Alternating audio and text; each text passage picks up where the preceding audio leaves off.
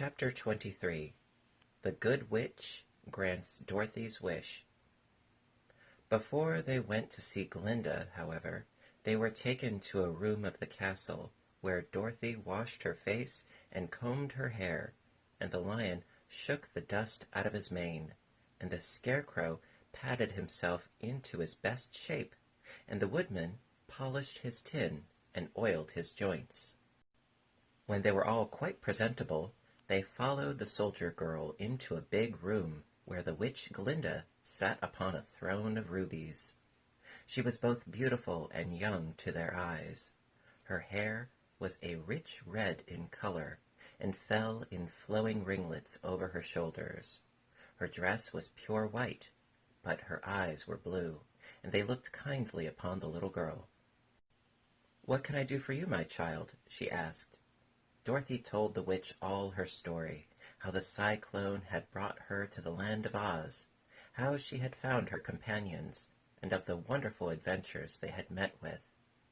"My greatest wish now," she added, "is to get back to Kansas, for Aunt Em will surely think something dreadful has happened to me.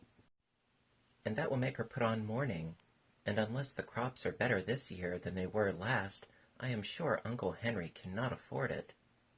Glinda leaned forward and kissed the sweet, upturned face of the loving little girl. "Bless your dear heart," she said. "I am sure I can tell you of a way to get back to Kansas." Then she added, "But if I do, you must give me the golden cap." "Willingly!" exclaimed Dorothy. "Indeed, it is of no use to me now, and when you have it you can command the winged monkeys 3 times." "And I think I shall need their service just those 3 times," answered Glinda, smiling. Dorothy then gave her the golden cap, and the witch said to the Scarecrow, "What will you do when Dorothy has left us?" "I will return to the Emerald City," he replied, "for Oz has made me its ruler, and the people like me. The only thing that worries me is how to cross the hill of the Hammerheads. By means of the golden cap I shall command the winged monkeys to carry you to the gates of the Emerald City," said Glinda, "for it would be a shame to deprive the people of so wonderful a ruler." "Am I really wonderful?" asked the Scarecrow. "You are unusual," replied Glinda. Turning to the Tin Woodman, she asked, "What will become of you when Dorothy leaves this country?" He leaned on his axe and thought a moment. Then he said, "The Winkies were very kind to me, and wanted me to rule over them after the Wicked Witch died. I am fond of the Winkies, and if I could get back again to the country of the West, I should like nothing better than to rule over them forever." "My second command to the winged monkeys," said Glinda, "will be that they carry you safely to the land of the Winkies. Your brains may not be so large to look at as those of the Scarecrow, but you really are brighter than he is, when you are well polished, and I am sure you will rule the Winkies wisely and well." Then the witch looked at the big, shaggy lion and asked, "When Dorothy has returned to her own home, what will become of you?"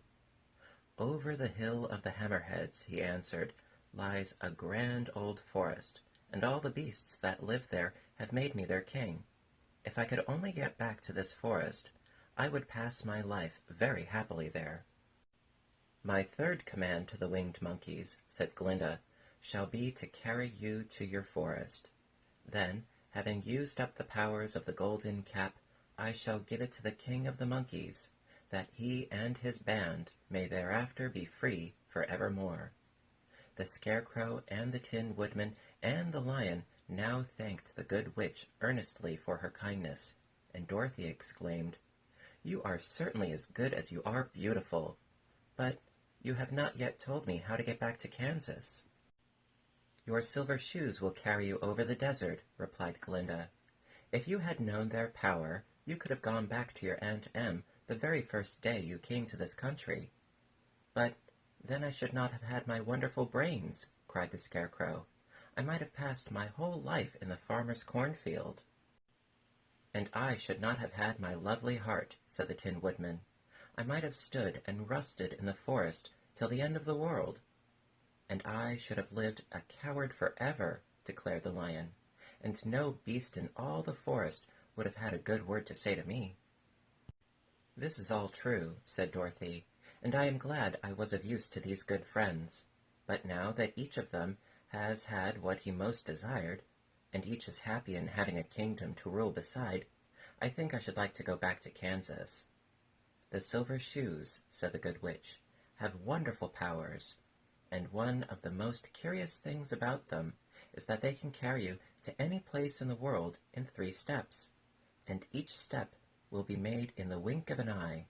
All you have to do is knock the heels together 3 times and command the shoes to carry you wherever you wish to go."